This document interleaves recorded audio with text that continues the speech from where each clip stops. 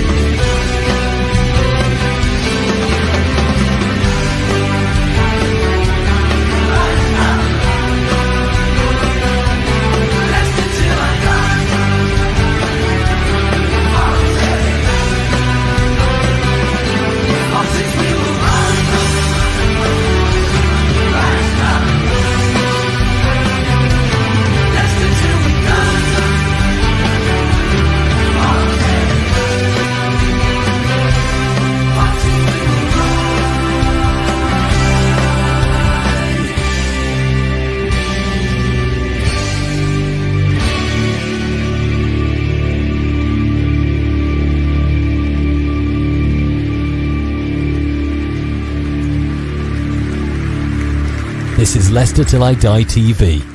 Watch and subscribe on YouTube and listen on your podcast platform. Good afternoon, everybody. Welcome along. This is LTID TV, and it's the pick and mix. And I have to say, welcome along to Leicester City's very own Princess Kate. And that is Kate, who is below me, which is not the best position to be in with my bowel movements at the moment. It's only lunchtime. I know. I do feel like I've said before, University Challenge, but do you remember that one with the young ones where he put his foot through? Oh, yeah. I do feel, yes, maybe not. Maybe let's move on. I know you're sort of struggling for time. This is your 11 that you've picked for this week. I mean, I've not seen anything. I don't think the press conference is up yet. So I don't know sort of what injuries, if anybody's come back with injuries. I know Marti was asking them to be very careful with Fatawu. Oh, okay. But before he went, they were saying, like, only use him for what you really need. I suppose because he's coming back off injury and what have you. But this is your starting 11. A brand new look for it here. Look, I think the goalkeeper picks himself, doesn't he, at the moment? Yes, he does. I think there's been a few whispers that certain fans would like to see the new chap. I can't remember his name. Nor can I. I know who you mean. Something like that. But, I mean, I think with goalkeepers, even if they've not been exactly what you want them to be, you've got to press on with Jakob, I think, for a bit, because he's shown he can be great. His distribution needs a bit of work. He hasn't had a lot to do shot-stopping wise and those kind of things, but he's made some good saves. There's no reason to change that, really. No. Vietes, is it? Vietes, I think it's pronounced. I mean, I don't see why we need him. Look, I'm not a big fan of his. I think, he's come with hardly any playing experience over the last couple of years. Why are we rushing him in? Is he really going to be any better than Jakob? No, I don't know. I mean, we did need, obviously, we've lost Everson and Ward.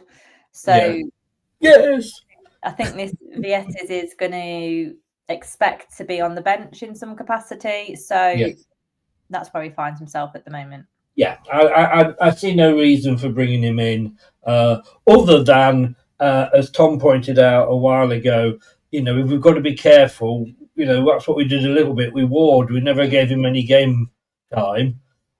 And he struggled when he came in. I'm looking at this that you've picked here, Kate, and pretty much I think at the moment this is probably our best 11. Yes, I mean, now that I'm looking at that now, because I was very struggling for time when I sent this across yesterday. The only one I'd perhaps change is maybe Woot. But other than that, yes, I think that is our best. But the Woot is, that's subjective, I guess. Because I can understand the strengths in Woot and I can understand the strengths in Okoli. I don't think Nelson will get in, as we spoke about on Tuesday, because of Yannick's been playing so well, and if he was to replace anybody, it would be Yannick in that pairing.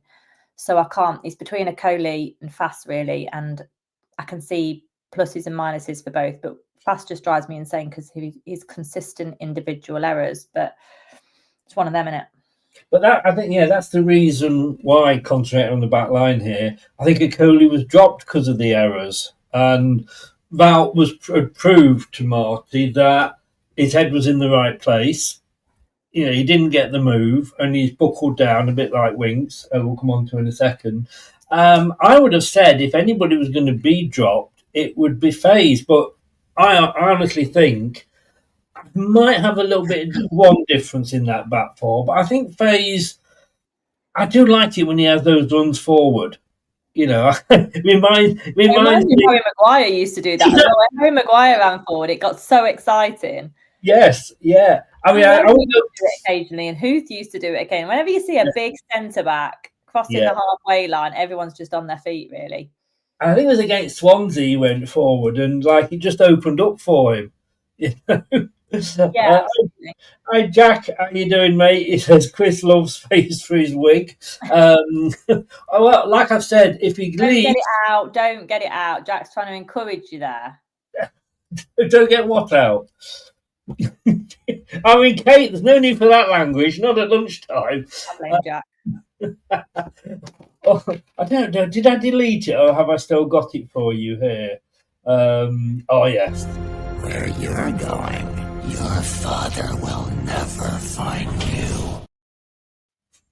That's from Dave. Hide the sausage, man. Oh God. Hide the sausage, folks. You're missing out in life. You catch it up on one of the old shows. Yeah. It's going back. But yeah, I'm not a huge fan, but I think he's the best one to go in at the moment. Vestergaard, yes. How can you? Like I say, we know what his faults are, but we know what he's good at. And look, you've got to start Ricardo, haven't you? I mean, I think when you're only playing one game a week, he can start those games. Yeah, I agree. Doing 90 once a week may be a stretch far for him, but we've had 2 weeks off now, so I would expect him to play the majority of the match tomorrow, all being well that he's actually physically fit. So yeah. Yeah, I think if we're playing 2 games a week, and we've obviously got the busy December coming up in a couple of months, if it gets past me, then I think we might see that interchanged a little bit. I'm not so sure about Hamza in that position, though. When you see Ricky P, and then I think Hamza came on for the last 20 minutes, didn't he, recently, and you saw the massive, stark difference in quality. Hamza just isn't good enough on the ball for probably what a lot of modern teams in the upper tier of the Championship and definitely Premier League are after. Like, Hamza just hasn't got that. He's very industrial. He's very robust. If you need some physicality, you don't have to ask him twice to give it. It's, he's great. He's got so many good attributes, but not for probably the type of football we want to play and the possession-based game that we want to play. So let's say, and I'm sure at some point during the season, Ricardo will get injured. I mean, do you put Hamza in there, or do you sort of say, let's give Aluko a chance, because that's his position? I personally would give Aluko a chance. I think Hamza is a known quantity. I do think, and sadly we've not been in that position yet at all, where we spoke about this again on the Tuesday show, that when you want to bring in some of the youth, or, you rotate your squad players like Hamza, you kind of would probably do it in the ideal world of being 2-0 up with 10 minutes to go. And we haven't been in that position. No. It's the only time you can kind of perhaps experiment a bit or save someone's legs, like Ricky Pease. You could bring him off at 60 minutes if we were 3-0 up every game. Like, you wouldn't think twice about it. But the fact of the matter is, every game so far coming to the closing minutes has been really, really close. Either we're holding on to a 1-goal lead or we're perhaps even chasing it. So you can't have that drop, really. But I would like to see more of Aluko, because I think could potentially offer more than Hamza, and I think he deserves more minutes. Yeah, totally. And I think it's funny that we were quite happy with Hamza, and he wasn't playing particularly bad until we saw Ricky when he came back. And then suddenly we realised what we were missing.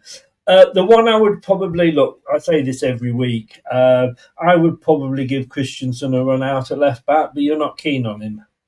I don't like him as much as I like Luke, and don't get me wrong, I don't think either fill you with hope and confidence at times, but I prefer Luke defensively and VK more of an attacking. I think he does the overlaps better with Mavadidi or Monga. He is always looking to get forward a bit, is VK, and Luke Thomas seems a little bit hesitant to cross the halfway line. But I just think in terms of how I feel overall frustration, I get way more frustrated with VK than I do with Luke. And like I say, neither of them cover themselves in glory at times. I think it's a little bit the best of an average bunch. But that's how I feel about it. But I understand the preference of VK, but my own personal preference is Luke. And this is the show where it's your team. So like it says in the link, dare you argue with Kate? Because I daren't. The middle two, well, we're because I say 4-2-3-1. Most managers seem to love that at the moment. I've got to say, James has been an absolute revelation these last couple of games. I mean, yes, he's got a couple of goals, but he's the best we've had in this position, or the nearest thing we've got to replacing Kieran Dewsbury Hall. Yeah, and further fact back for me with Danny Drinkwater. KDH was a good Drinkwater replacement that we were looking for. Drinkwater was the replacement of Marti James that we were looking for. Like, we've always had a fairly decent box-to-box when you think about it. And we had a period last year where we didn't. And not only that, Winks was also off/out of favour. So for the first time in a while, I think most fans will be really pleased to see those two start together, because Harry Winks is great, but he does need that double pivot support. If you're not good enough in the double pivot, Winks will probably have a poorer looking game, not from his own quality point of view, but he won't be able to link up, because you can't link up if your link's broken. That's the problem. But JJ seems to give him not only an option, but he also drives the attack forward, which I'd like to see from Ramsey, and we'll come on to him in a bit. But JJ isn't afraid to push forward. And the worrying thing for me is, as we've said previously, the wingers get really isolated. So if we want to bring them in a bit more and support them and do more passes through the middle, JJ and Winks need to be, I think, about 5 yards further forward, doing the same as what they're doing. But they're so trustworthy with the ball. We want less play round the back and more play with them, which can bring Ramsey into it. And I think it's just improving each game, isn't it? Yes. Oh, definitely. And I have to say, I didn't realise that you had been to the Michael Owen School of Football quotes. Can't link up if the link's broken. Is that what he said? Did he say that? You said that. Did Michael Owen say that? No, but it's one of those obvious things, isn't it? Like, if the ball had gone in the net, it would have been a goal. Sorry. Well, I'm just creating some chat. I'm sorry. It just made me smile. I was on the link's broken. All you then get, rather than link up, you just get up. No, you're right. But with the way you said, let's move on. You gave me a laugh. Thank you very much. I was on a Portsmouth channel last night, and I had to pick one to watch. And when I'd filled this in originally for Playmaker, because I do theirs as well now every week, and I actually put Monga as the one to watch. When I thought about it afterwards, and I was on the Portsmouth channel, I said the one to watch is actually Jordan James. Yeah, absolutely. I mean, Monga, he has those moments where his ball control and skill and ability leaves everybody else for dust on the pitch.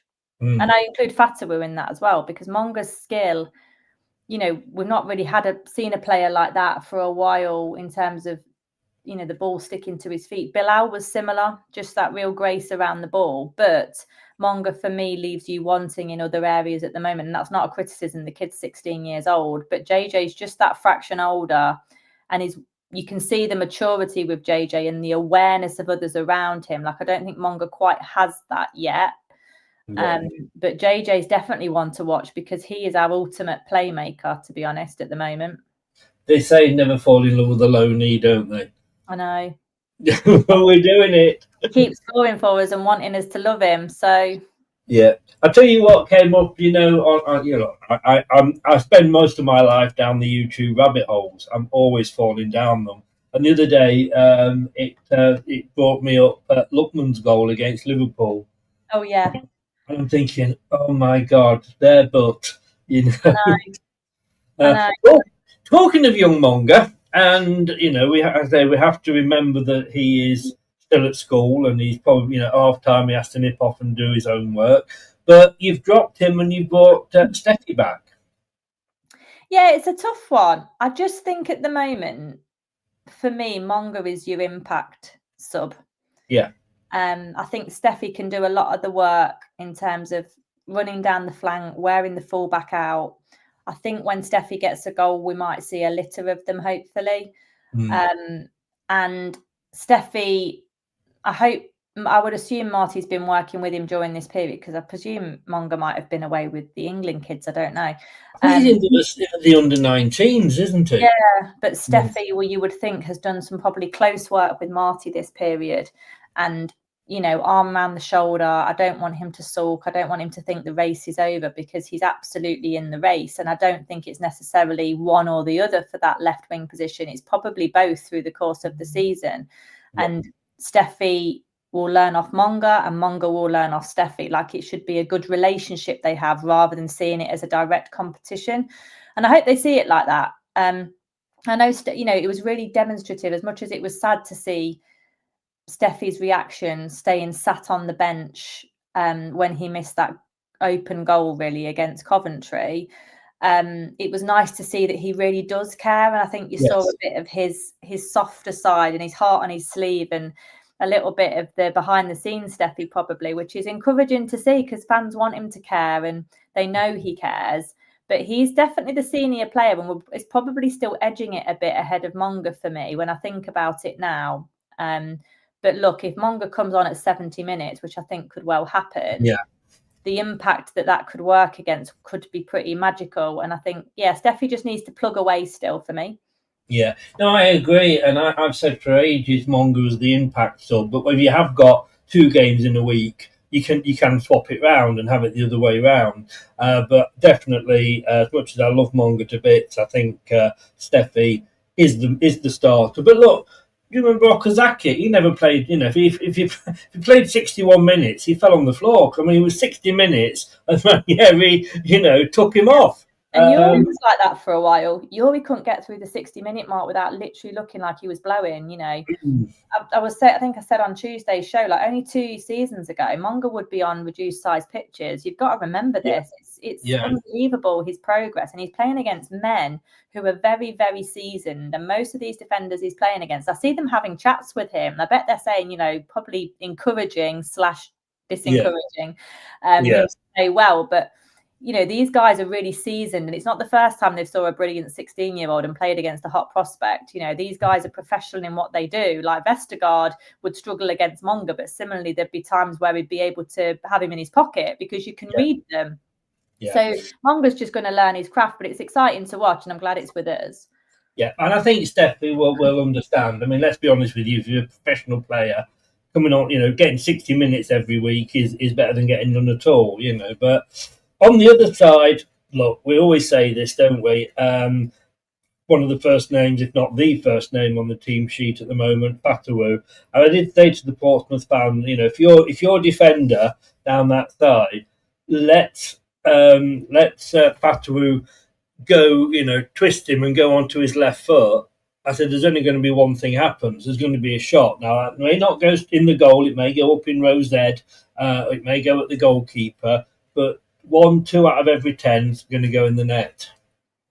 Yeah, I do think that's the case. However, the worry from the Swansea game, whilst in the end on paper it was a comfortable result, we can't rely on worldies, and Fatawu can't be relied upon to score worldies every week. No. Before he scored that Swansea goal, he'd had a really poor game and he was out of it. And there was often 2 men on him, which is what we're talking about in terms of bringing Winks and Jordan James a bit further forward to provide that support, rather than being so defensive and so deep. Like, Marti wants pressing football. Marti wants front-footed football.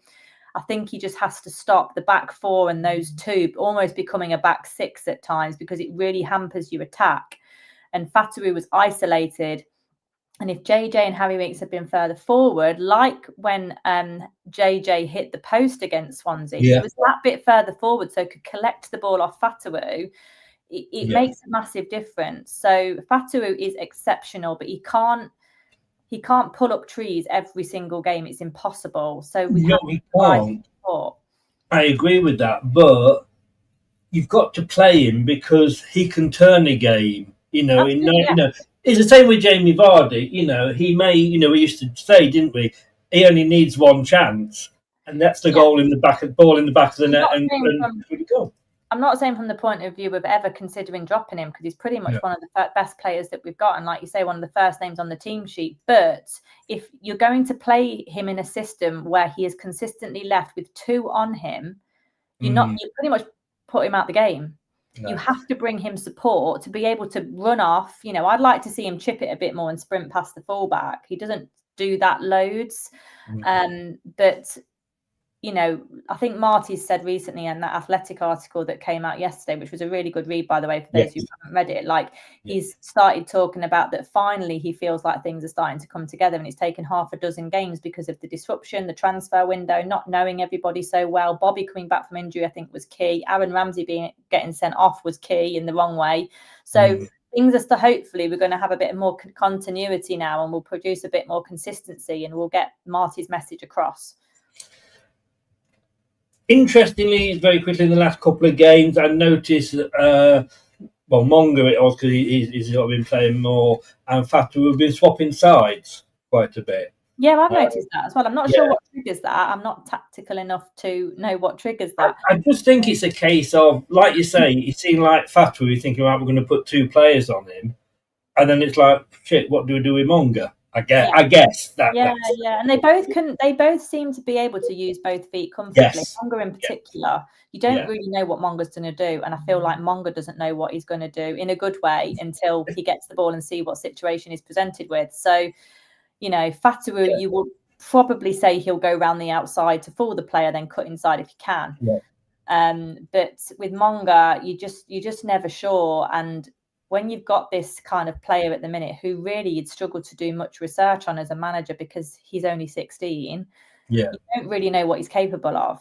And he's a nightmare because he literally almost disappears up his own shorts and runs past you and he's through. So, I think he had 3 players on him in the other game, and he went past one, nutmegged the other, and went forward and had a shot on goal. But that's what I'd like to see Fatawu do a bit more. Just take them on a little bit more in that Swansea game, because basically you're then saying you should be trying to get into the box, because we don't have enough players in the box anyway. But also, once you're in the box, the player either has to tackle you cleanly or it's a penalty.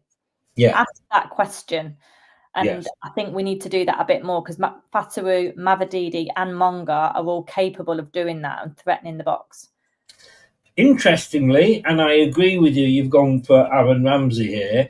It was only 3 games ago, possibly, that Ayew was a knock-on for this position. He's dropped right down the pecking order now. Dakova Reed came in, and maybe that was his one good game of the season. I don't know, but he had a very decent game, followed by a sort of game.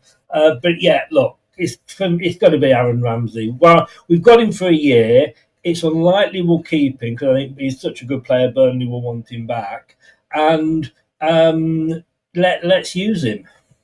Yeah, we've got to use him or lose him, really. The jury's out for me as to whether he's an absolutely sensational player. I've seen some of his highlights and stuff pre-injury, and he looked unreal. So it's gutting for the guy to have such a horrendous version of that injury as well. He was really out for such a long time.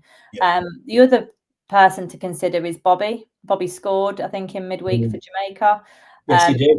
So Bobby, I think, looks a great footballer, and I think he's had some unnecessary sticks simply because we haven't seen him in the right position. And I think Bobby is pushing for that as well, simply because of his football brain, and he can offer a lot. But again, Bobby can look. He had a poor game against Swansea, but I think a lot of that was because JJ and Winks were 5 yards too far back.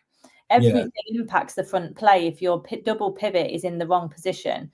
So with Ramsey, I think he had a really bright start against Oxford. He just almost started to get going before he got sent off. So I think you've got to start him. You want to see what he's about. He's the future prospect potentially over Bobby, but we know Bobby's there and can be a good replacement. So I think that's a bit like a Mavididi Monga. Like I can understand both points. Yeah. You're quite right. I mean, it does smack of Brad will love this when he watches this back of Perez. You know, we've never played him in the right place and what have you. But it's interesting. I mean, so if, say, for example, Aaron Ramsey's been running around like the proverbial blue arse fly, he's absolutely puffing, he's knackered, he's going to come off after, let's say, 70 minutes. Jacob goes on over Jordan Ayew. Yeah, absolutely. Absolutely. Like I've said before, like Ayew is definitely a second half player for me. I think he comes into his own in the second half, probably when players are tired. And he does offer something. Like I don't rule out him being used for later stages of number 9 either. Jordan's quite a utility player in some of those areas, to be honest. So we've got a little bit of choice. It's not a great choice at times, but we just need to get the attacking the front part of the game singing a bit better, because we need goals. We're not threatening enough. We're not threatening goalkeepers enough. We're not creating enough chances by far.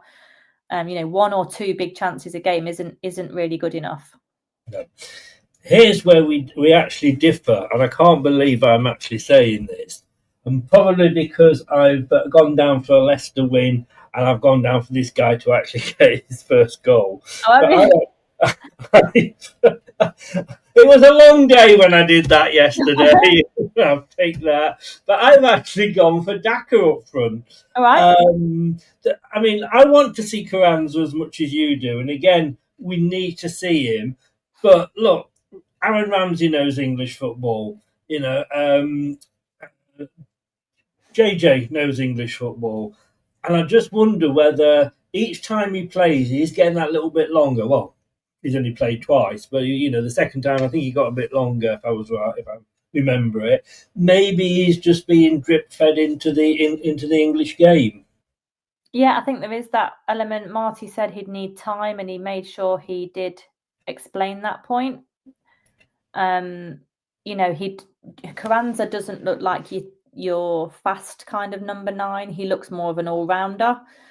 He's very physical. I think that probably is where Marty's biggest worry is. I think he's a potential red card waiting to happen. I like that about him, don't get me wrong, but he's got to be cute about it, particularly in the English league. The bar for bookings is so low. So he's just got to be careful. Like his booking he got a couple of weeks ago was really harsh, but it was an unnecessary thing from him at the same time. Like, he's just got to be a bit more cute about it. But I want to see more of him, because I don't think we give centre-backs enough to think about. And I include Daka in that. I include Vardy in that in the last couple of seasons. I just don't think we give them enough to think about. It's always so easy for them to sweep it, distribute it, and, proceed with their attack. The press isn't great, but we don't have anyone that can go toe-to-toe with a defender in the air. Carranza's probably 6'2", I would imagine. Big guy. He's just quite physical, but I love that Marty also tries 2 of them in the closing stages when we're chasing the game. Like, some of his substitutions are so refreshing. He's not scared to try a plan B, is he? He's not afraid to try it, and he seems to read the game quite well. I just want to see a bit more of Julian, probably for obvious reasons, but also because I just think it'd be interesting to see him in the opening stages of a game, not just the closing stages. Yes. Well, I went. Daka tends to be better. He's got better at spreading the defence a bit and wondered where you were going with that. I thought, please don't, Kate. Please don't. Stretching the game. A bit better. So we'll see. I can understand both. I think it's a bit of half a When I look at Daka and look at Carranza, and we'll round it up here for you now, because I know you've got to go. But I always see like a Vardy and Ujoa thing. You've got the one fast one, and Carranza's more of your Ujoa. Yeah, very physical. Yeah. It would have been great if that Swansea goal had gone in. It was a really good opportunity. That's what I mean. If you don't play him regularly enough, he won't gather any rhythm. And we know that Daka, if you play him, he pretty much is what he is. Yeah. We all want him to score. We're all willing him to score. That's without doubt from the fans. But I just think with Julian, like if we want to really see what this guy's about, you have to give him some proper minutes and on a continual basis. Or you end up with Iheanacho Mark II. You do exactly that. And then when you did get the or time, like Slimani, like a Slimani. Yeah. When you look back at videos and you think, bloody hell, actually, Slimani wasn't a bad player. Yeah, not at all. Great in the air, man. Like really great in the air. But we could do with an Ajoa, that's a tidy, useful, robust number 9. And it's been a while. It's been a while, isn't it? It has indeed. Very last question. I went 3-1 to Leicester with Daka getting one of those. Like I say, it was a long day. But what's your prediction? I think I'm just checking what I did for the prediction lead. I've gone 2-1. 2-1 to Leicester. You've gone 2-1, right. Yeah, I think 2, but then the third one, just to round it off, will be Daka. Come on. If that happens and it opens the floodgates, I mean, flipping out, better late than never. I know, we'd all love it, wouldn't we? We'd all love it. And I think people just want to sing the Zambia song because it's great. Like, people are just ready to support him because he's such a nice guy. He's not without effort. You just want it to tick for him, and it's just. When you look at was it when Faze scored? He was one of the first ones to go over and, congratulate. Oh, no, not Faze. I can't remember. But anyway, he did. Kate, I know you've got to get back to work, so thank you very, very much. I presume you're going tomorrow, so I hope you're going to bring us some good luck. And it's an evening game. Weird. Really weird, yeah. We have to keep our Sky Masters happy, don't we? Kate, have a good afternoon. Hope it's better this morning, and I'll see you soon. Take care.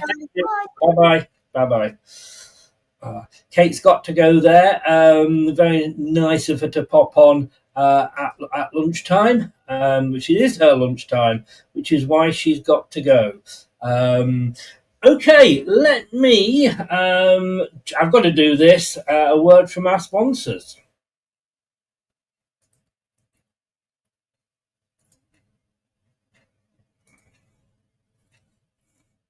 So listen up, Foxes fans. Don't miss Leicester City take on Portsmouth this weekend.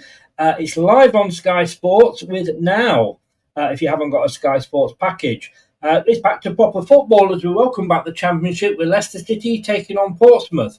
City are unbeaten in 7 and have only lost 1 game this season so far. And you can catch all the action live on Sky Sports with a Now membership.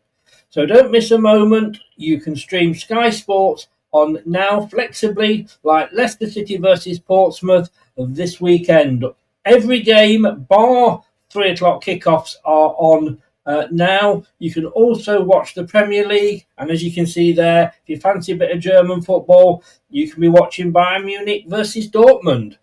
So check that out. And please do go or search nowtv.com for full details and information. And thank you very much for that. Now, we will be back, hopefully, if we can find it. We will be back tonight at 6 o'clock with Wayne. We're just waiting to see when the press conference goes up. Just saying as well, we've just been linked with Glenn Kamara. Just what we need, another midfielder. In Marti we trust. Thanks very much to Kate for popping on. Thank you for everybody that was watching. Like, share, and subscribe. You know it makes sense. And of course, if you've been listening via your favourite podcast platform, thank you for lending me your ears. I will see you later. Have a good afternoon. Take care. Thanks for watching. These videos are tremendous. You better like them too, or I'll be back. This podcast is proud to be part of the TalkSport Fan Network. TalkSport. Powered by fans. That will conclude this evening's entertainment.